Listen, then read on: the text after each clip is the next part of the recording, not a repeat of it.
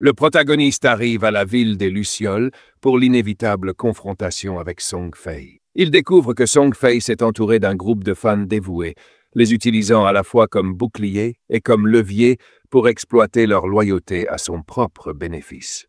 On apprend alors que Song Fei détient le titre de dieu mage défiant les cieux, ce qui confirme qu'il a choisi la classe de mage. Song Fei continuait à manipuler émotionnellement les dernières fans qui lui restaient, leur disant qu'elle s'était donné corps et âme pour lui, et que cela lui brisait le cœur. Il ajouta qu'il espérait que le monstre de rang argent qu'il combattait mourrait vite, afin que tout le monde puisse se reposer, et que son souhait le plus cher était de voir un monde rempli d'amour, et non de violence. En entendant cela, la fan corpulente s'écria que c'était Song Fei qui souffrait le plus, qu'il ne méritait pas de subir autant de douleur. Elle rassembla aussitôt les autres fans, les incitant à abattre le boss au plus vite pour qu'il ne puisse plus blesser Song Fei. Elles lancèrent alors une série d'attaques magiques contre le monstre, chantant même un hymne dédié à la gloire de Song Fei. Mais soudain, le monstre poussa un rugissement et lança une attaque en direction de Song Fei. L'une des fans se jeta sur la trajectoire, le protégeant de son propre corps. Alors que son corps se transformait en butin, Song Fei s'agenouilla, feignant la tristesse. La fan corpulente continua d'encourager les autres, leur ordonnant de redoubler d'efforts. Elle ajouta que, si elle parvenait à tuer ce boss de rang argent, Song Fei prendrait la première place du classement et surpasserait enfin le protagoniste. Motivés, les fans intensifièrent leur sort d'attaque, jurant de rester aux côtés de Song Fei. Leur barrage incessant commença à entamer sérieusement les forces du boss. C'est alors qu'on entend les pensées de Song Fei. Il est ravi que ce boss de rang argent soit enfin sur le point de mourir, mais il se demande comment le protagoniste a bien pu vaincre un boss de rang or en solo, alors qu'un argent est déjà si difficile. Convaincu que le protagoniste exploite un bug, Song Fei repense à sa propre progression. Malgré l'aide de toutes ces personnes pour le faire monter en niveau, il n'a atteint que le niveau 7, tandis que le protagoniste, lui, progresse en solitaire et file en tête. Mais Song Fei sourit malgré tout, se disant que, dès qu'ils auront vaincu ce boss argenté, il atteindra le niveau 8. Comme le protagoniste est resté bloqué au niveau 9 depuis un moment, il est persuadé de pouvoir bientôt le dépasser et devenir le joueur numéro 1 de ce jeu maudit. Mais à cet instant précis, le protagoniste frappe. Il saisit Song Fei par le visage et lui arrache la tête d'un geste si rapide qu'il est impossible de dire s'il l'a décapité ou arraché de force. Avant même que le corps de Song Fei ne touche le sol, le protagoniste active sa compétence de frappe d'ombre instantanée, tranchant chaque ennemi à portée et réduisant le corps de Song Fei, tête comprise, en miettes. Les fans de Song Fei restent figés, choqués. Mais avant qu'elle n'ait le temps de réagir, la colère du protagoniste s'abat sur elle. Il taillada tout ce qui se trouvait sur son passage, y compris le boss argenté. Une notification du système l'informa qu'il avait terrassé le démon braise à 2 têtes, remportant 1500 points d'expérience. Il avait également éliminé le dieu mage défiant les cieux et les groupies de Song Fei, au pseudo toujours aussi farfelu, des noms comme Song Fei Miaou Miaou, fan de Fei pour toujours, ou Petit Papillon de Fei. Alors que le corps du démon braise fondait en un tas de butin, les 2 joueurs présents plus tôt restèrent bouche bée. Ils étaient stupéfaits.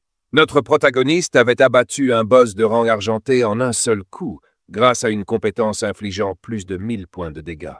L'un d'eux s'écria que son attaque la plus puissante peinait à atteindre la centaine, ce qui signifiait que le coup de notre protagoniste était littéralement 10 fois plus fort. Et comme il s'agissait d'une attaque de zone, elle n'avait pas seulement pulvérisé le boss, elle avait aussi anéanti Song Fei et toute sa horde de groupies d'un seul et terrible assaut. Les joueurs se demandaient à voix haute qui, à part le tristement célèbre notre protagoniste, aurait pu accomplir un tel exploit. Après tout, c'était ce même joueur solitaire qui avait revendiqué le premier kill mondial d'un boss de rang or. Sans attendre, ils se mirent à acclamer notre protagoniste, célébrant la chute de Song Fei. Non pas parce qu'ils l'admiraient sincèrement, mais parce qu'ils redoutaient qu'il ne se retourne contre eux. Et notre protagoniste le savait parfaitement. Dans sa vie antérieure, lorsqu'il était plus faible, ces mêmes joueurs n'auraient pas hésité à l'attaquer en groupe. Pendant ce temps, dans la ville de départ, Song Fei venait de réapparaître, totalement abasourdi. Il ne comprenait même pas comment il était mort. Une froide notification système s'afficha devant lui. Il avait été tué par le joueur Shadow. Il venait de perdre 1106 jours d'espérance de vie échangeable, ainsi que 18 ans et 113 jours de durée non échangeable. Les poings serrés, l'esprit en ébullition. Song Fei se demanda pourquoi Shadow avait choisi précisément la ville de Luciole parmi les centaines de cités de départ dispersées à travers la région. Ses groupies fraîchement réapparus se pressaient autour de lui, geignant et se demandant pourquoi les avait visés. Song Fei improvisa une excuse, affirmant que Shadow convoitait évidemment le boss argenté qu'il combattait et en avait profité pour les prendre par surprise alors qu'ils étaient distraits. Les fangirls explosèrent, insultant notre protagoniste de toutes les manières possibles. Mais à ce moment-là, une fille s'approcha timidement de Song Fei, lui demandant si elle pouvait rejoindre son groupe. Elle se présenta comme archère dotée de la rare compétence œil d'aigle, capable de détecter les cibles furtives. Les fangirls se hérissèrent aussitôt, raillant qu'elle n'acceptait que les mages, et que son faible DPS ferait chuter le classement de Song Fei. Mais Song Fei, fidèle à lui-même, coupa la conversation d'un ton suave. Se penchant avec un sourire charmeur, il dit à la jeune fille que, même s'ils accueillaient d'ordinaire uniquement des mages, il croyait que l'amour triomphait de tout. Il affirma ressentir sa passion, et que même en tant qu'archère, elle était la bienvenue dans leur grande famille. Ensemble, ils deviendraient plus forts. Émue aux larmes, la jeune fille déclara son amour à Song Fei, et les autres groupies, emportés par l'émotion, commencèrent à crier leur propre profession.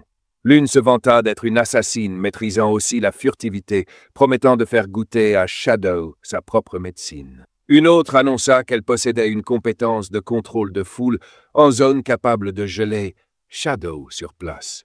Song Fei les accueillit toutes à bras ouverts, proclamant que toute personne souhaitant les rejoindre faisait désormais partie de leur famille aimante, unie pour toujours. Les fangirls, en pleine effusion, se mirent à pleurer d'émotion, criant qu'elles suivraient Song Fei jusqu'au bout du monde. Bouillonnantes de rage, elles jurèrent que Shadow n'était qu'un lâche sans honneur, un assassin ne valant rien qui ne savait qu'attaquer en traître, et qu'ils paieraient pour avoir osé blesser leur précieux Song Fei. Ensemble, elles partirent, prêtes à se venger. Des joueurs aux alentours, attirés par le vacarme, se demandèrent ce qu'il se passait. L'un expliqua que Song Fei venait tout juste d'être tué à l'extérieur de la ville de départ. Les autres furent choqués. Comment Song Fei avait-il pu mourir alors qu'une véritable armée de fangirls le protégeait? Mais en apprenant que l'assassin était Shadow, tout s'éclaira. Ils se demandèrent tout de même comment même Shadow avait eu le cran d'attaquer une telle horde de folles furieuses. Pendant ce temps, Song Fei esquissa un sourire intérieur. C'était parfait. Avec autant de témoins, une fois qu'il aurait abattu Shadow, le monde entier verrait la vérité. Peu importait la puissance d'un loup solitaire, cela ne signifiait rien. Surtout quand ce loup n'était qu'un simple assassin. Un grain de poussière face au mage noble et puissant qu'il croyait être. Revenons à notre protagoniste. Il activa calmement Main de l'Avarice, observant la notification du système s'afficher. Il venait de gagner 16 points d'évolution, 217 jours d'espérance de vie échangeable, ainsi que des butins de rang argent multipliés par 6 et un butin de rang or multiplié par 1.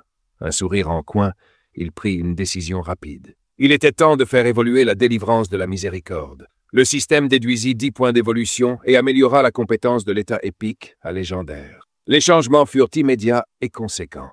L'effet passif nommé correction de coup sur point faible fut doublé, passant de 100 à 200%, rendant ainsi les points faibles ennemis 2 fois plus larges. Le multiplicateur de dégâts sur ces points faibles fut également considérablement renforcé. L'effet actif de la compétence, qui infligeait un état de tranchage mortel de la gorge, vit ses dégâts par seconde augmenter entre 100 et 150% de son attaque, et cela pendant 3 secondes. Même le temps de recharge fut réduit, passant de 30 secondes à une plage bien plus efficace, entre 25 et 18 secondes et demie. En évaluant l'amélioration, il comprit que les implications étaient majeures. Avec une telle augmentation de la détection des points faibles, presque la moitié du corps d'un ennemi pouvait désormais être considérée comme une zone critique. Même sa compétence de frappe de l'ombre instantanée, déjà redoutable, pourrait maintenant déclencher de façon fiable les bonus de coups critiques. Et avec les nouvelles améliorations aux dégâts du tranchage de gorge, il n'était pas inconcevable qu'il puisse désormais éliminer un boss de rang or en un seul coup. Il nota que si le coût pour faire évoluer une compétence épique en légendaire était modeste, Seulement 10 points. Le passage de légendaire à mythique demanderait bien davantage, précisément 200 points d'évolution. Et pour une compétence complexe et précieuse comme Main de l'Avarice, l'évolution de l'état épique au rang mythique coûterait la somme colossale de 210 points, ou 3400 s'il partait du niveau légendaire. Sachant qu'il ne lui restait plus que 9 points d'évolution, il porta son attention sur une autre compétence. Amélioration de l'attaque sournoise. Une simple amélioration lui coûta 8 points, faisant passer la compétence du Roar au rang platine. Son effet passif fut sensiblement renforcé. Les dégâts bonus lorsqu'on attaquait en dehors du champ de vision d'un ennemi passèrent de 30 à 40%. Une hausse subtile mais létale, pour quelqu'un spécialisé dans les frappes chirurgicales. Jetant un œil à sa fenêtre de statut mise à jour, il fit le bilan de son récent carnage. Le boss de rang argent et la légion de fidèles de Song Fei lui avaient rapporté plus de 1400 jours d'espérance de vie échangeable, un butin délirant. Avec tout réglé à Firefly Town, il estima qu'il était temps de rentrer. Mais alors qu'il s'apprêtait à partir, l'une des acolytes de Song Fei, la même fille qui s'était proclamée assassin plus tôt, tenta une attaque surprise. Elle se jeta sur lui, armée d'une lame courte, espérant le prendre au dépourvu, tout en hurlant qu'il allait mourir. Sans même ciller, notre protagoniste se déporta d'un pas souple, la laissant abasourdie, incapable de comprendre comment il avait esquivé avec tant de grâce. Elle atterrit maladroitement, la frustration lui dévorant les traits, avant d'activer rapidement sa capacité de furtivité. En levant les yeux vers une falaise proche, notre protagoniste aperçut le reste des fangirls de Song Fei, leurs voix stridentes résonnant tandis qu'elles hurlaient des menaces, proclamant qu'il était cerné, et que cette fois, elles allaient le faire tomber. Au moment même où elles levèrent leurs armes, clamant qu'elles vengeraient leur idole aujourd'hui, notre protagoniste réagit sans l'ombre d'une hésitation. Il activa « Image latente », se glissant sans bruit dans la furtivité. Mais la jeune archère de tout à l'heure, celle qui se vantait de sa compétence œil d'aigle, capable de percer l'invisibilité, s'avança avec assurance. Arc en main, elle ricana, déclarant que se rendre invisible était inutile. Elle voyait à travers tout ça. Elle décocha sa flèche œil d'aigle, les plumes se dispersant comme des éclats chatoyant dans l'air, cherchant à le révéler. Mais la compétence échoua. Au lieu de dévoiler notre protagoniste, elle ne fit que dissiper la furtivité de l'assassin qui avait tenté de le poignarder quelques instants plus tôt. Les fangirls, désormais convaincus qu'elle était notre protagoniste, se retournèrent contre elle sans la moindre hésitation. Sans lui laisser le temps de s'expliquer, la fangirl potelée, visiblement à la tête du groupe, donna l'ordre aux autres de lancer leurs compétences les plus puissantes. La pauvre assassine n'eut même pas le temps de lever la main qu'un déluge d'attaques s'abattit sur elle, déclenchant une explosion colossale qui la réduisit en poussière sur le champ. Lorsque la fumée retomba, les fangirls réalisèrent leur erreur. Mais la fille potelée haussa les épaules avec désinvolture. Elle rassura les autres, affirmant que ce n'était pas grave. Selon elle, la morte n'était même pas une mage comme elle, et donc n'avait jamais vraiment aimé Song Fei. Avec un ton suffisant, elle déclara que c'était une punition divine. Elle aboya un nouvel ordre, demandant à l'archère d'utiliser à nouveau œil d'aigle pour débusquer notre protagoniste.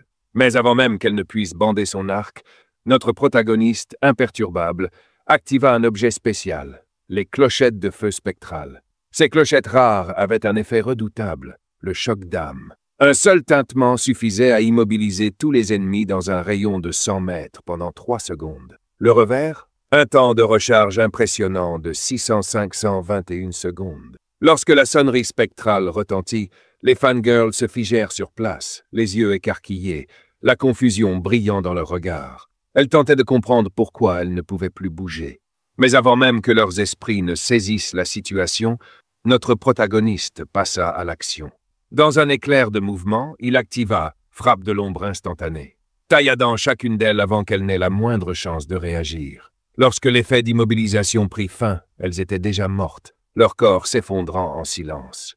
Toujours dissimulé dans l'ombre, notre protagoniste s'approcha de Song Fei, tapi derrière un rocher, tremblant face au carnage qu'il venait de voir. Song Fei, nerveux, murmura, tentant de comprendre ce qui venait de se produire. Comment toutes ces fangirls avaient-elles pu être massacrées sans que notre protagoniste ne se montre? Après tout, il aurait dû apparaître en attaquant, non? Mais Song Fei ignorait une chose. Notre protagoniste se tenait déjà juste derrière lui. Penché tout contre son oreille, il lui susura d'une voix glaciale qu'il était déjà mort. Ces mots glacèrent Song Fei jusqu'à la moelle. Pris de panique, il activa aussitôt son bouclier magique. Mais il était trop tard. En une fraction de seconde, notre protagoniste libéra sa compétence de fléchette empoisonnée, atteignant Song Fei en pleine tête et brisant son bouclier fragile. Song Fei s'écroula avec un cri étranglé, son corps se dissolvant rapidement en un tas de butin. Jetant un regard sur le butin, notre protagoniste constata avec satisfaction que Song Fury possédait plus de 2000 jours de durée de vie échangeable. Il haussa un sourcil en découvrant que les fangirls de Song Fury n'en avaient aucune. Il ne put s'empêcher de se questionner à haute voix. Ces filles avaient-elles réellement offert toute leur durée de vie à Song Fei? Pensait-elle encore que ce maudit jeu n'était qu'un simple jeu? Il laissa échapper un ricanement sombre, secouant la tête. Des fans endoctrinés, c'était effrayant. Leur espérance de vie non échangeable, cumulée sur plusieurs siècles, allait désormais être perdue à jamais, engloutie par les monstres rôdant dans ce lieu maudit. La scène se déplaça vers la ville de Luciole, où Song Fei venait tout juste de réapparaître, maudissant son sort misérable. Son solde de durée de vie affichait à peine 500 jours échangeables, un rappel brutal du prix qu'il venait de payer. Se tournant vers ses compagnons, il leur demanda pourquoi la compétence de détection de l'archère n'avait pas permis de localiser notre protagoniste. La réponse ne se fit pas attendre. L'aptitude de détection n'avait repéré que leur propre assassin, pas l'ennemi. La fangirl Potley précisa que les statistiques de furtivité de notre protagoniste étaient bien trop élevées. Avec un niveau 1 en détection anti-furtivité, Eye d'Aigle était inutile face à un adversaire ayant un niveau 2 ou plus en furtivité. Song Fei, frustré, se demandait comment il pouvait se défendre contre quelqu'un capable d'apparaître et disparaître à volonté. Il grogna qu'il n'avait même pas provoqué notre protagoniste. Après tout, ce dernier lui avait déjà volé son boss de rang argent. Alors pourquoi revenir le traquer? Dans un moment de pitié narcissique, il alla jusqu'à se demander si notre protagoniste n'était pas tout simplement jaloux de sa beauté légendaire. Ces fangirls, sentant la tension monter, suggérèrent de changer de lieu pour la sécurité de tous et se concentrer sur le farming d'expérience ailleurs. Elles jurèrent de suivre Song Fei partout où il irait, avec une loyauté proche du fanatisme. Quelque temps plus tard, notre protagoniste arriva dans la ville de départ, désormais silencieuse. Constatant l'absence de Song Fei et de sa bande, il se demanda s'ils avaient changé de zone de départ ou simplement quitté le jeu. Apercevant un joueur solitaire à proximité, il s'approcha pour glaner des informations. Surpris par l'apparition soudaine de notre protagoniste, le joueur pointa nerveusement dans la direction qu'avait prise Song Fei. Avec une voix teintée de panique, presque suppliant, il fit une demande étrange. Il implora notre protagoniste d'épargner sa petite amie lorsqu'il traquerait Song Fei. La fille en question, nommée Fei Bao Kitty, était une chasseuse, sans doute l'archère qui avait tenté plus tôt de repérer la présence de notre héros. Intérieurement, notre protagoniste balaya la demande d'un haussement de cœur, songeant qu'il serait peut-être plus simple pour ce pauvre type de se trouver une nouvelle copine. Sans dire un mot de plus, il activa sa compétence d'image latente et disparut, laissant le joueur toujours en train de supplier qu'on épargne sa relation. Tandis qu'il s'éloignait en direction de la dernière position connue de Song Fei, notre protagoniste réfléchissait au défi qui l'attendait. Il connaissait la direction générale qu'ils avaient prise, mais la destination exacte lui échappait. Fouiller à l'aveugle ferait perdre un temps précieux. Si seulement je pouvais retrouver Jishi, pensa-t-il. À cet instant précis, comme si le destin l'avait entendu, une silhouette familière passa à proximité. Il la reconnut aussitôt. Jishi. Mais pour faire simple, appelons-la Petite Chou. Sans hésiter, notre protagoniste alla à sa rencontre pour lui demander de l'aide. Dès qu'elle posa les yeux sur lui, le cœur de Petite Chou fit un bond. Elle le reconnut immédiatement. Shadow. Elle avait du mal à croire qu'elle rencontrait le Shadow en personne. Sans perdre une seconde, Shadow lui expliqua qu'il avait entendu dire que sa classe possédait une compétence de repérage à grande échelle. Il lui demanda de localiser Song Fei pour lui. En guise de paiement, il lui proposa un bâton de mage de rang or à un prix défiant toute concurrence. Les yeux de Petite Chou s'illuminèrent instantanément. Curieuse, elle lui demanda comment il savait qu'elle pouvait effectuer une recherche en zone étendue. Après tout, elle ne l'avait jamais dit à personne. Shadow balaya la question d'un geste désinvolte, lui disant de ne pas s'inquiéter des détails. « Tu veux le bâton ou pas ?» insista-t-il. Petite Chou accepta rapidement, bien qu'elle hésitât un instant. Elle n'était pas certaine d'avoir les moyens. Shadow précisa qu'il le lui laissait pour 500 jours d'espérance de vie échangeable. Une aubaine, quand on savait que sa valeur réelle tournait autour de 700 à 800 jours. Rassurée, Petite Chou confirma qu'elle disposait de cette durée. Quelques instants plus tard, une notification du système confirma que la transaction avait bien eu lieu. Tenant le bâton doré étincelant entre ses mains, Petite Chou ne put s'empêcher de baver d'admiration. Shadow lui donna alors une petite tape amicale sur la tête, lui rappelant de se dépêcher. En activant sa compétence, Petite Chou songea intérieurement que c'était la première fois qu'elle rencontrait Shadow. Et pourtant, quelque chose en lui paraissait étrangement familier. Soudain, elle se tourna vers lui. « Tu n'as pas peur que je prenne le bâton et que je me sauve sans t'aider ?» Mais Shadow répliqua avec aisance. « Tu ne détestes pas Song Fei ?» Petite Chou se figea, stupéfaite. « Comment sait-il que j'ai une dent contre Song Fei ?» Elle se demanda si Shadow pouvait être quelqu'un qu'elle connaissait dans la vraie vie, mais écarta vite l'idée. Sa voix ne lui disait rien. Shadow la taquina. « Tu veux deviner ?» Elle soupira et écarta la question d'un revers de main. « J'ai pas la tête à ça. » Sans dire un mot de plus, elle invoqua son oiseau pour explorer la zone. On apprit alors que Petite Chou et son oiseau étaient profondément liés. Elle voyait à travers ses yeux. La scène changea, offrant une vue à couper le souffle depuis le ciel, l'oiseau planant gracieusement au-dessus de la ville des Lucioles, dépassant ses limites pour survoler les environs. Quelques minutes plus tard, Petite Chou rapporta qu'elle avait trouvé Song Fei. Elle donna les coordonnées exactes. Elle ajouta un avertissement. Elle ne pouvait garantir que Song Fei et son équipe resteraient sur place d'ici l'arrivée de Shadow. En entendant cela, Shadow se lança aussitôt à leur poursuite, lui demandant de l'ajouter en ami pour qu'elle puisse continuer à le tenir au courant en cas de mouvement. La Petite Chou l'interpella, demandant combien de temps elle devait encore monter la garde. Après tout, elle ne pouvait pas maintenir indéfiniment sa compétence de surveillance. Mais notre protagoniste la rassura, il n'en aurait pas pour longtemps. Tandis qu'il filait à travers le terrain, il ralentit bientôt près d'un groupe d'arbres, ses sens aiguisés captant quelque chose d'inhabituel. Il s'arrêta devant un arbre en particulier, observant attentivement l'écorce. Un symbole mystérieux, à peine visible, y était gravé.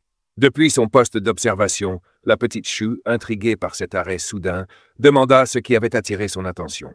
Sans perdre une seconde, notre protagoniste lui ordonna de balayer la zone, lui demandant de chercher spécifiquement des arbres portant le même genre de symbole. Chou fit appel à son oiseau, qui survola les environs. Il ne fallut que quelques instants avant qu'elle ne signale deux arbres similaires, l'un à une centaine de mètres en avant, l'autre à peu près à 100 mètres sur la gauche.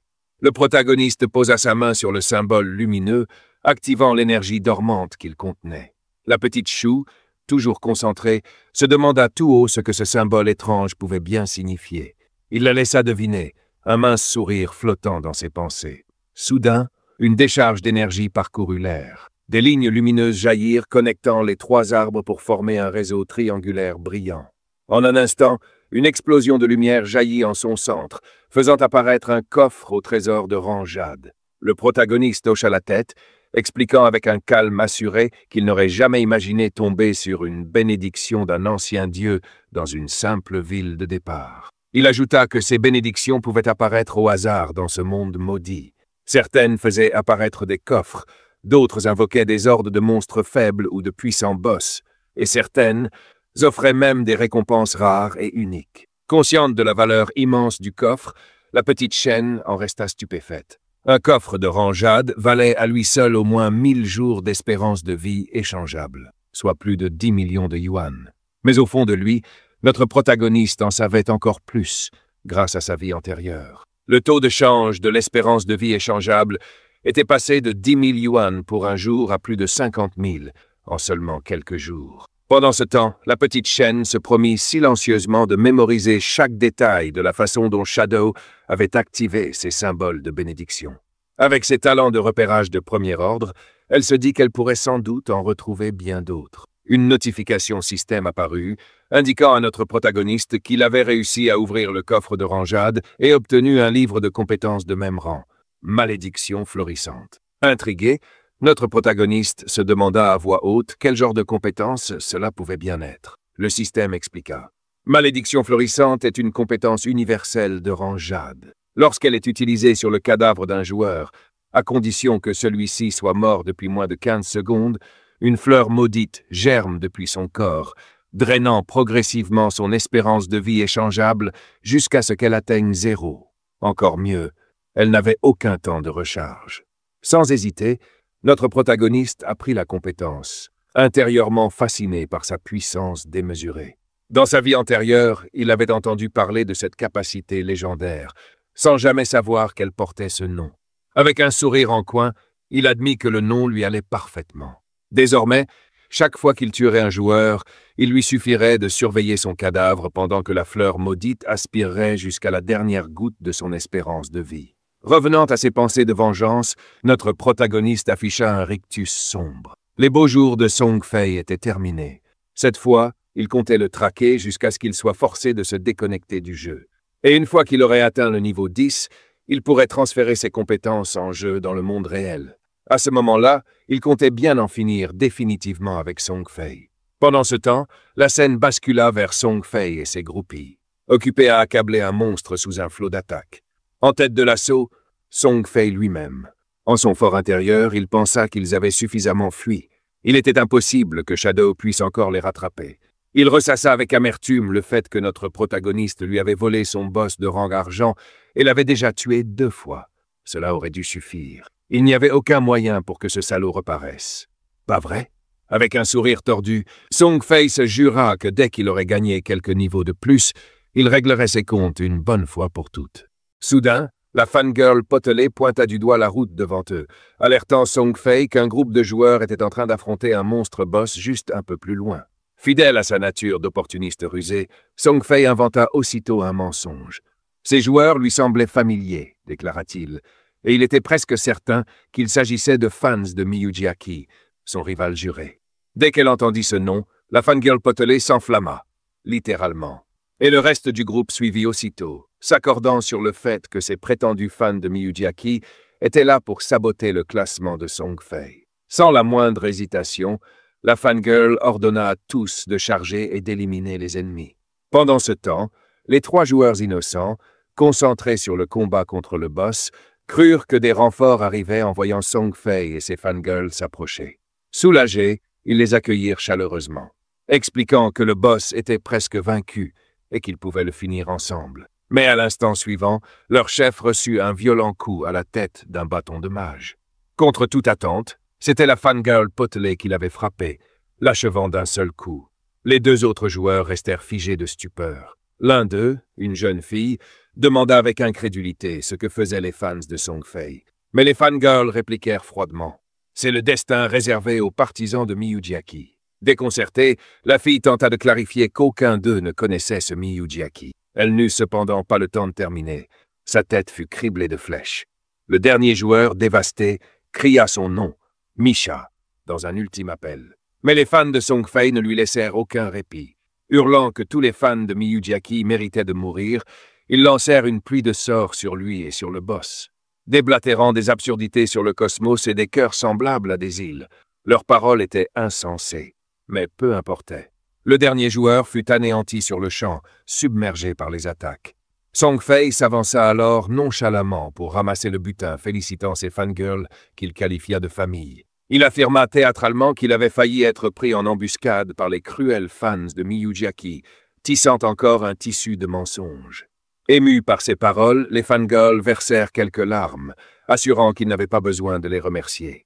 Tandis qu'ils savouraient leur fausse victoire, notre protagoniste apparut, silencieux, posté au sommet d'une falaise, son aura menaçante. Sans un mot, il activa sa compétence d'image latente et disparut tel un spectre. Un battement de cœur plus tard, Song Fei et ses fans furent paralysés par la peur, alors qu'une voix glaciale résonnait. Song Fei est déjà mort. Froid comme la glace, le protagoniste surgit derrière lui et d'un seul mouvement le décapita, laissant les fangirls en état de choc total. La fangirl potelée, surtout, resta figée de stupeur lorsque le protagoniste attrapa délicatement le corps de Song Fei avant qu'il ne touche le sol.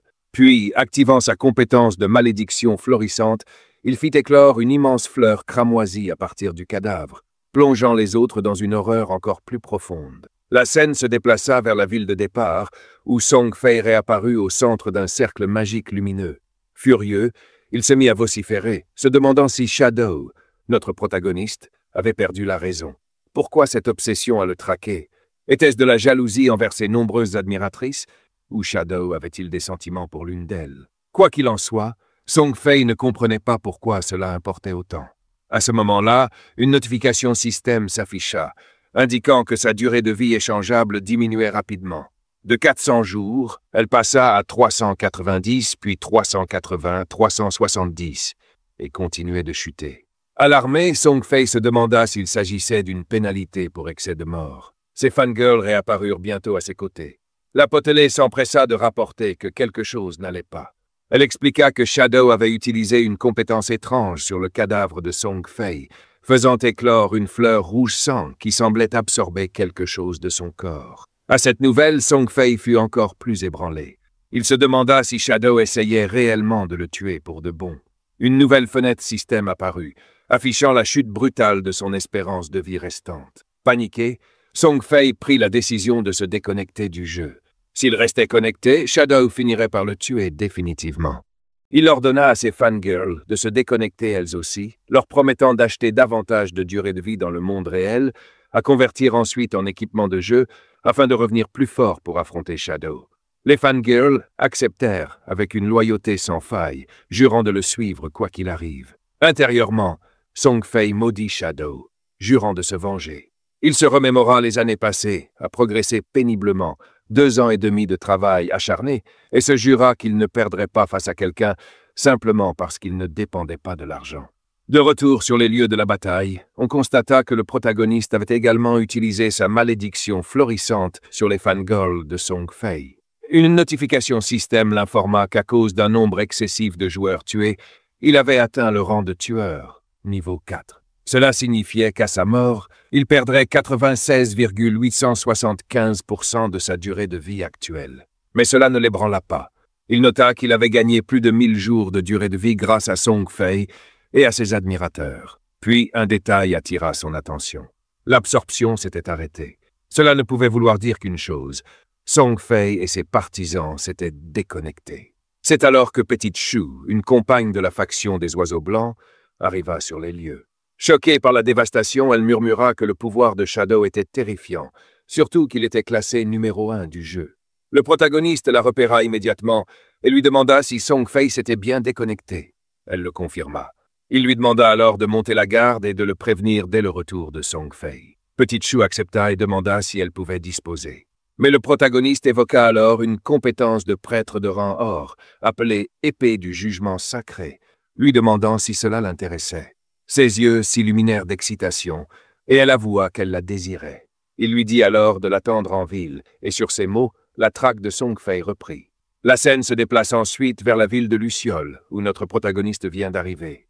Il explique à Petite Shu que le livre de compétences de prêtre de rang or vaut 500 jours de durée de vie échangeable, mais qu'il est prêt à lui en céder un exemplaire pour la moitié du prix, à une seule condition. En entendant cela, l'imagination de Petite Shu s'emballe et elle s'écrie qu'elle n'est pas le genre de fille à se vendre. Le protagoniste reste un instant interdit, se demandant quelles absurdités elle pouvait bien imaginer. Il clarifie qu'il souhaite simplement qu'elle rejoigne une équipe bien précise en tant que soigneuse attitrée sur le long terme. En entendant cela, Petite Shu accepte sans hésiter, bien qu'elle prévienne qu'elle se plaindra sans retenue si les membres du groupe sont faibles. Le protagoniste la rassure. L'équipe en question est tout à fait compétente. Il décide de les contacter immédiatement. La scène coupe alors sur un champ de bataille, où Wang Meng et ses coéquipiers viennent de vaincre un boss. Cependant, Wang Meng a été empoisonné durant l'affrontement et appelle désespérément la petite sœur du protagoniste pour qu'elle le purifie. Mais, en tant que novice, elle n'a aucune idée de ce qu'est une compétence de purification. Wang Meng lui explique rapidement que tous les mages de classe prêtre en possèdent une et la presse d'agir. Déterminée à prouver qu'elle peut être utile, elle commence à incanter la compétence et annonce fièrement à l'équipe de l'observer. Mais lorsqu'elle la lance, elle rate sa cible. Le sort touche un arbre à proximité, laissant tout le monde sous le choc, surtout Petite Prune. Gênée, elle s'excuse rapidement, mais le poison avait déjà fait trop de dégâts. Wang Meng s'effondre et meurt sur le champ. Quelques minutes plus tard, tout le groupe est réapparu dans la ville de départ. Wang Meng, visiblement frustré, conclut en silence qu'il faut remplacer la petite sœur du protagoniste au plus vite. Ils se demandent où ils pourront bien trouver une soigneuse compétente avec une classe cachée, maintenant que toutes les bonnes ont déjà été recrutées par d'autres équipes. Pendant ce temps, la petite sœur du protagoniste consulte sa fenêtre de statut et ricane intérieurement. Elle affirme que le jeu n'est pas aussi difficile que les gens le prétendent et se vante d'avoir atteint le niveau 4 sans difficulté.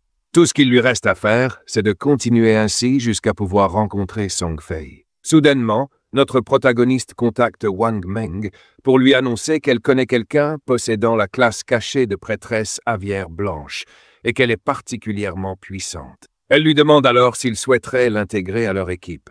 Sans la moindre hésitation, Wang Meng lui répond que si c'est Shadow qui la recommande, alors elle doit être redoutable. Évidemment qu'il l'accepte. Notre protagoniste leur fait savoir que la prêtresse se trouve actuellement à la ville Luciole. Comme la ville Coquillage est bondée, elle leur propose de les y rejoindre pour monter de niveau ensemble. Wang Meng accepte aussitôt, affirmant qu'il prévoyait déjà de déménager, la ville étant devenue bien trop saturée de joueurs. Se tournant vers la petite sœur de notre protagoniste, Wang Meng lui annonce qu'ils vont s'installer dans une zone de niveau supérieur, et que comme son niveau est encore trop bas, elle ne les accompagnera pas.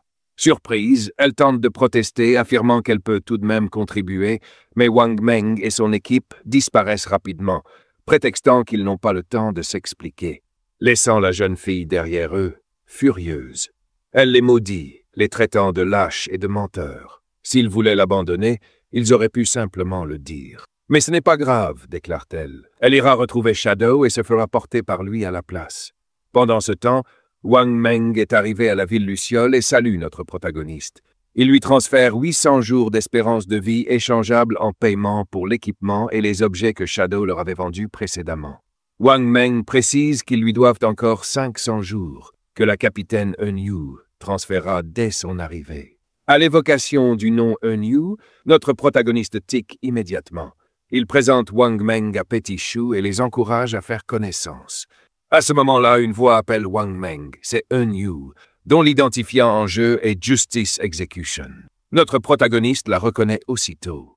Eun-Yu est une chevalière dragon de classe cachée, et dans sa vie antérieure, elle faisait partie des 20 plus puissants joueurs au monde. Alors qu'ils échangent leurs salutations, il se souvient qu'elle était l'un des piliers de la force militaire de la Grande Xia, une véritable terreur pour les factions étrangères. Eun-Yu se présente et avoue admirer énormément Shadow. Intérieurement, notre protagoniste admet que c'est la première fois qu'il rencontre quelqu'un qui le surpassait dans ce maudit monde, dans sa vie passée. Curieuse, Eun-Yu lui demande comment il parvient à monter de niveau aussi vite et s'il cache un secret. Elle plaisante même en suggérant qu'il est peut-être un voyageur temporel ou un transmigrateur. Shadow accepte les 500 jours d'espérance de vie de sa part et repense à sa vie antérieure. Il ne se souvient pas que Eun-Yu et Wang Meng aient jamais fait équipe. Il semble que Eun-Yu ait déjà sécurisé une grande quantité d'espérance de vie échangeable au nom des autorités de la ville de Jiangkai. Étant donné la grande capacité de survie de la classe de Chevalier Dragon, les responsables doivent estimer qu'il est sûr de lui confier leur espérance de vie. Eun-Yu informe alors notre protagoniste que si jamais il possède d'autres équipements à vendre, ils sont preneurs. Elle ajoute que toute l'espérance de vie officielle de Jiangkai est actuellement entre ses mains et lui demande s'il compte tenter de la tuer. Il la rassure, il n'est pas aussi borné. Une coopération mutuellement bénéfique vaut mieux qu'un conflit. Elle le félicite pour son intelligence. Intérieurement, notre protagoniste constate que chaque mot prononcé par Eun-Yu est une manœuvre soigneusement calculée. Comme les rumeurs le disaient, elle agit avec une naïveté apparente, mais cache une acuité tranchante et une implacable détermination. Il note également qu'avoir une intermédiaire comme elle pour la grande Shenju lui fera gagner énormément de temps.